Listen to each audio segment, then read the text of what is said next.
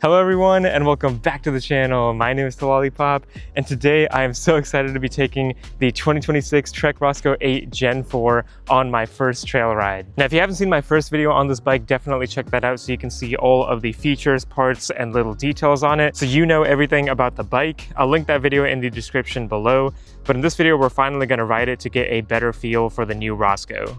This will actually be my first ride, like I said, and I'm actually riding a brand new trail that I've never even been on before. So in that sense, it might be a better video for how this bike feels for beginners right out of the box. But at the end of the video, I'll give my post-ride thoughts and initial review of how the bike rides. And then in the following video, we're going to ride the old Gen 3 Roscoe and this new one to compare them back to back on the same trail. Now, fair warning, I'm a bit out of practice since I've been riding all these e-bikes on my channel. So, dude, it's messed up. Rattlesnake. Holy crap, dude. So I hope you enjoy me failing a lot in this video, as I most likely will, but let's get on to the trail. Okay, I don't know what I'm riding. I don't know what's going on. But first ride on the 2026 Trek Roscoe 8 Gen 4. We're climbing uphill. Got some rocks in the way. Yeah, I haven't been to Rockville or any of these places yet. Rock, branch. Yeah. What the heck? Squirrel! Overall, this bike feels fairly good at climbing. Surprisingly better climber than I thought it would be on this trail.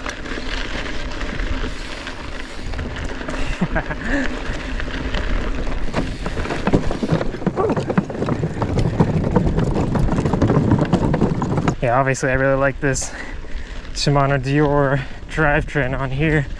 It's got a pretty big megatooth cog for climbing up. I don't think I'm even near that cog right now, actually. That definitely helps the bike as burly as this get up those climbs. I let those guys kind of get out of the way so I could play catch up and see how fast this bike can meet up with my friends.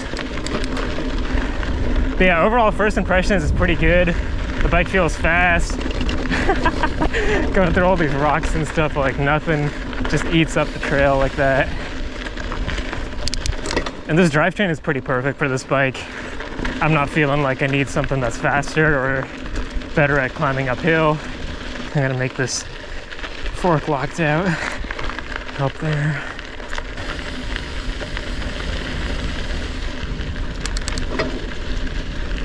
Going on a bit of an uphill, apparently. Well, bit of a technical. Woo! Made it up, okay. That seemed a little, wasn't even that bad, guys. I'm just freaking out. Well, it's been a while since I've ridden in general. Definitely rocky. I could totally tell that, like, if you've ridden this trail before, this bike is just gonna run straight through it.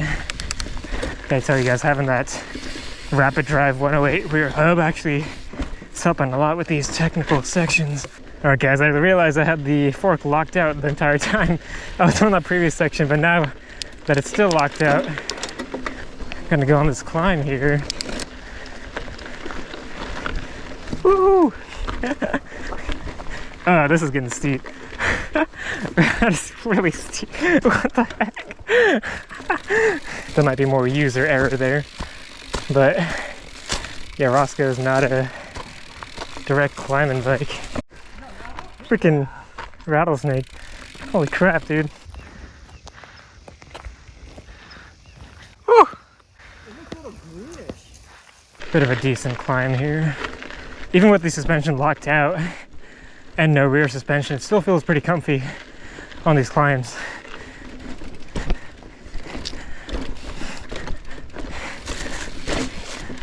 Ooh, rocky.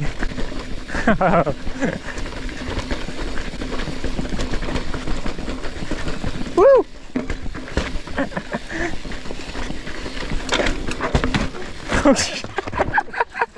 Dude, it's messed up. Oh. Yeah, we did.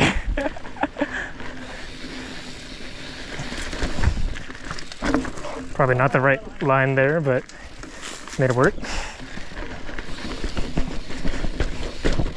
Boy. My bad. I'm gonna probably unlock out the front. God damn. I'm such a noob. But hey, if the bike can handle that, it's probably pretty good, right? Putting it to a different kind of test than any of you guys watching would ever put it on. Okay. I just elbowed that tree.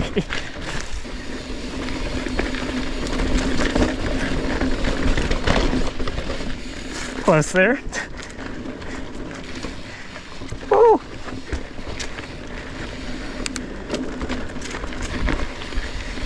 Here.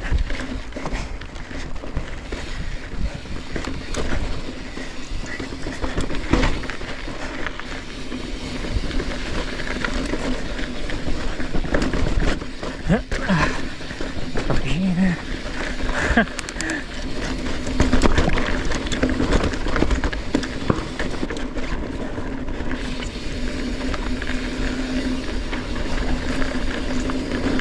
Oh boy. Zoom in.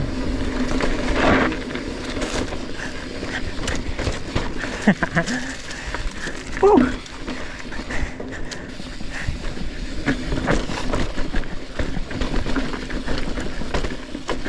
Let's go here. Holy crap. The GoPro is probably so bumpy.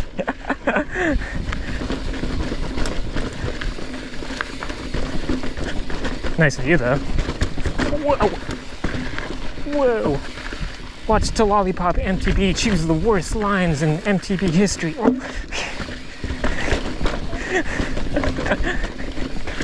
Really putting the Roscoe to the test. What the heck? Wait. I saw the rock and I was like, go! Yeah, honestly, the size large doesn't feel too bad. I'm interested to know a medium would probably feel even better. Because this is pretty sick. Oh yeah, dude, this is cool. Woo! Fork is not locked out.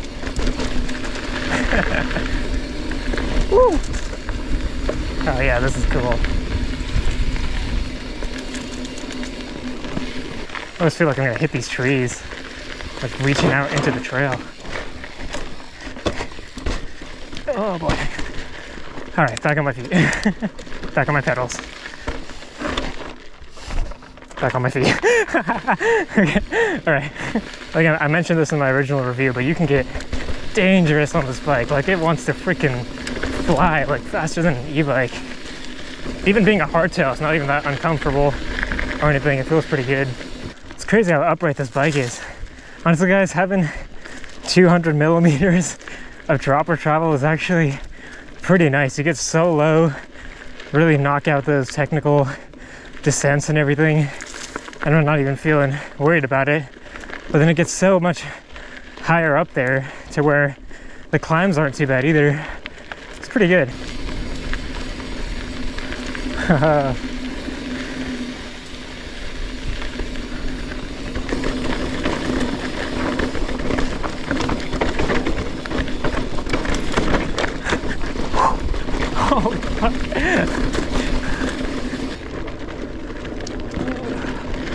Woo!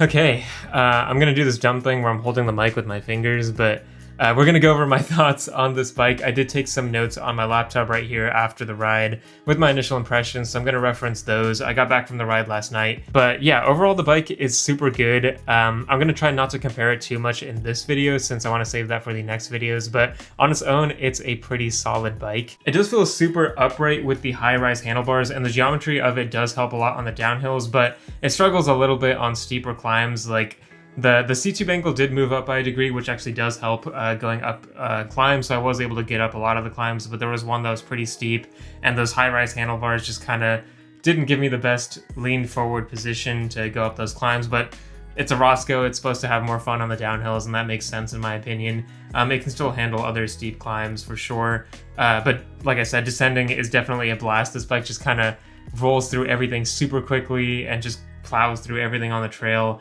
So I had a great time on it there. For some of the parts, the drivetrain is great. Of course, I've ridden this drivetrain before on several different bikes, and it's still just as good, no complaints there on this bike. The suspension is good too. You can tell it takes a lot of hits and is stronger at absorbing a lot of the bumps and rocks on this super bumpy trail that we rode on. The brakes are awesome, nothing to complain about there. They stop the bike insanely fast, like I said in my review. It's definitely really nice to have those Shimano Diors on there. I do like the tires on this bike. They don't feel too sluggish or anything, despite being 2.5 inches wide. They're super fast rolling, actually, and they were running over everything, and it's super fun if you're into that. If you want to be more technical and have that kind of ride, it's a little different. This one just kind of plows through everything you can run over. Like, I was choosing a lot of wrong lines on this trail, and I was pleasantly surprised that it would just go over regardless without too much effort there. And finally, this frame bag is actually pretty great. It holds a decent amount of stuff. I threw in some snacks in there, glasses, keys, some tools. It was getting a bit too full when I tried putting a spare tube in there, since the tubes for this tire is just kind of big. So I left the tube behind and risked it there, but you definitely can bring one if you prioritize fixing flats over eating snacks, I guess. Ultimately, this is a good bike, and I'm only more and more excited to keep riding it more and ride it faster and get better at it. So with that, thank you all for watching my first review of the Roscoe 8 Gen 4. I'll see you in the next videos where I hopefully ride a little bit better. But for now, I hope all of you have a great day today, and remember to keep biking out there.